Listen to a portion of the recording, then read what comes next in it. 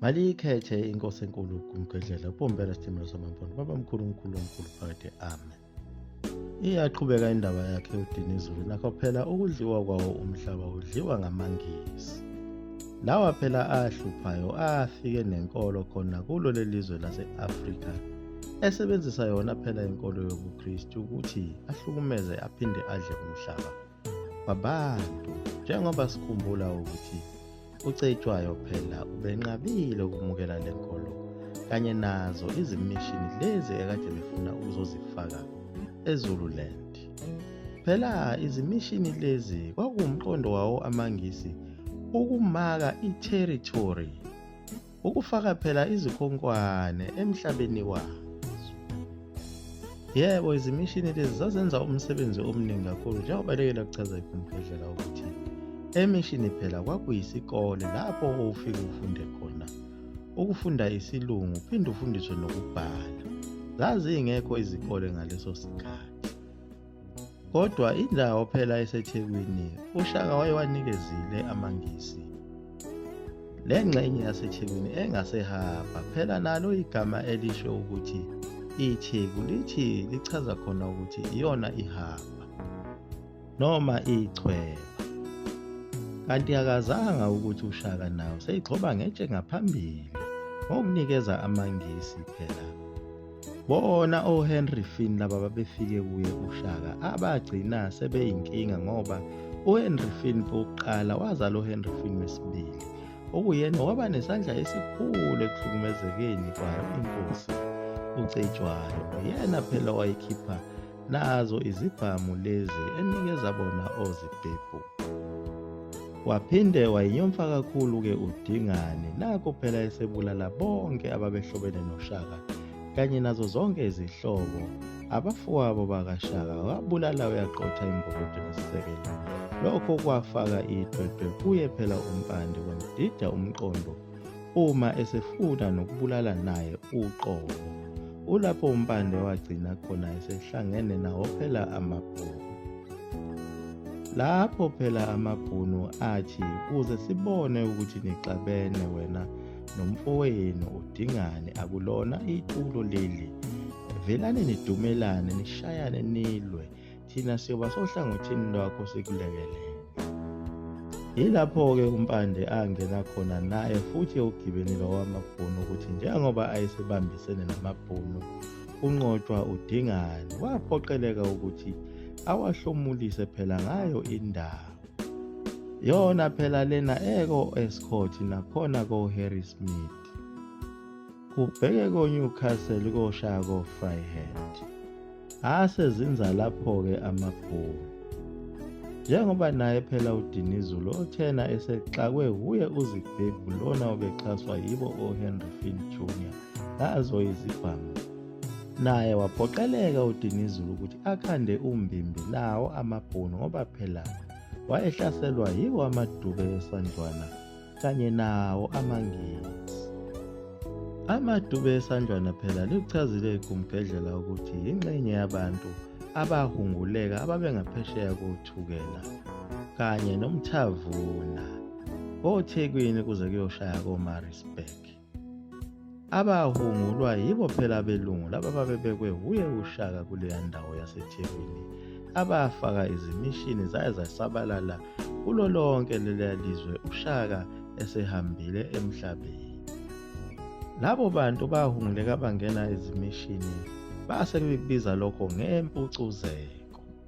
Ingakho kwabalula ukuthi besetshenziswe kakhulu ukuthi uzobulawa le ndawo eseZululand eyayiphethwe yiso isilo uCetshwayo, ephoqa umlungu laphayana esikhulume ngayo kuthiwa uSir Berkeley Frere ukuthi kungene lezi mishini ehlukumeza isilo uCetshwayo. Isilo uCetshwayo phela sasimile emasikweni nasenkolweni kaNkulunkulu, senza nemikhosi yonke le kaNkulunkulu esingabala kuyo imikhosi yokushwara. Lona phela wagcine umile, wangenziwa ngenxa yazo zonke lezi zinto ezisungulwe yiwo amangisi kusukela ku-1879 sekuze kwaba u-1888 sekuwuye phela undodana wakhe uCetshwayo uDinizulu njengoba naye esaqhubeka nayo impi kayise lena ephunga wona amangisi kanye nabo phela laba abaphucuzekile amadube esandlwana. Njengoba begcine sebemtholile phela lapha ehlathini lapha baphumise khona okwesamagundane nawo amabutho phela evikela inkosi yabo. Babalekela khona phela laphana eTransvaal lapha esigcine sithi khona kungenzeka ukuthi wayesizwa uye phela umhlobo wakhe weBhunu uLouis Bhonu. Njengoba wayezingelwa emzingelisa oyinyamazane phela amangisi naye ukhomanda wawo owayelamula ibutho lakhe i-6 Royal Dragoons uMajor Mackenzie phela. uMakhini lona wayehamba naye phela uRobert Baden-Powell wayeyisosha eloluntanga yakhe uDinizulu lona elalifakwe izibonkolo ukuthi mzingele untanga yenu lo uze umthole. Yagcina phela inkosi-ke isizinikele inkosi uDinizulu ibona umonakalo ozokwenzeka nokufa kwabantu abaningi okuzosala kwenzeka ngalesi sikhathi phela yona esizidingisele eTransvaal. Maningi kakhulu amaZulu agcine efile kuzo zonke lezi zimpi lezi kusukela kuyo impi yasesandlwana kuze kuzofika kuyo lena yakwaCeza. Naye phela uZibhebhu wayezidamuzela kakhulu. Kukhona isikhathi lapha akabulala khona 5,000 wonke wamaZulu.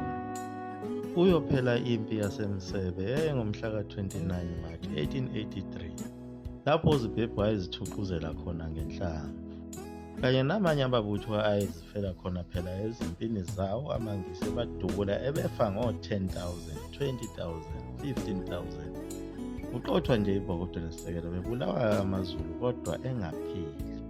Njengoba sekuze kwafika lolu sizi olukhulu kangaka-ke inkosi isizinikela kusuka isililo namabutho ayayalwa ayabhekisha ukuthi ngeke inkosi yethu ibotshwe. Kuyilapho uShingana khona kanye naye uNdabuko abangobaba bakhe abancane abathatha isinqumo sokuthi bazinikele kanye nayo inkosi eyindodana yabo okuba beyoboshwa kanye nayo.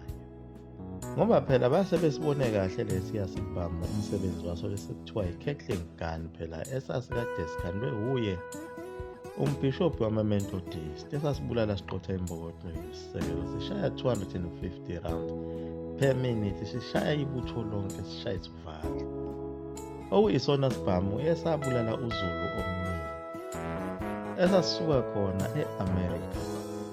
Abathatha kanjalo-ke amangisi ontwana uShingane naye umntwana uNdabuko kanye naso yisilo uDinizulu baboshiwe manje bayaqhutshwa bayashawa bethathwa bafakwa lapha ezinqoleni zawo lamasosha amangisi. Ajabula kakhulu amangisi athatha njengosuku olukhulu kakhulu lolu usuku lawo olukhulu usuku lawo lokunqoba phela ngoba iKwaZulu Natal yonke sizoba ngaphansi kwayo iBritain. Nazo izimishini sezizokwanda khona kwaZulu ngoba phela lezi ezinye uDinizulu wayekade ezihlikizile izimishini ezazikhandwe yiwo amangisi ngoba esebonile ukuthi angabakhohlisi. Zasabalala kulo lonke izwe lakwaZulu kwaze kwayofika nakuye umntwana uNomvimbi Mzimele indlovukazi phela unina waso isilo uDinizulu. Waba usizi nezinyembezi zaphinde zafika kuyo indodakazi kaJohn Willem Colenso lezi zindaba zokuboshwa kwayo inkosi uDinizulu. Phela kwangathi kade kuzingelwa ibhubesi elikhulu elaseliqede abantu lihamba liphuma lingena kuzo zonke izinkantolo ezikhona kwaZulu. Base bewumbukiso kuwo wonke amangisi befuna phela ukubona labantu abayingozi kangaka behliswa benyusa bahamba njalo baze bayofika khona eCape Town eplazini iOdimulele nalo elaliyile ijele lokugqilaza abantu baze bagwetshwa base behanjiswa khona phela eSt Helena esiqhingini lapho ongeke ukwazi ukuthi uphinde ubuye khona ngaphandle kwemvume yabo. Lapho isilo uDinizulu khona sagwetshwa iminyaka eli-10 bese kuthi umntwana uShingane wagwetshwa iminyaka eyi-12 kwase kuthi umntwana uNdabuko bamgweba iminyaka eyi-15. Bathiwa yiwo amashoshozela lawa ashoshozele kakhulu lenkosi amavukela mbuso. Iyagoqa iGumdedlela msukulu mafutha umkhovu 20 mina soka phate ami.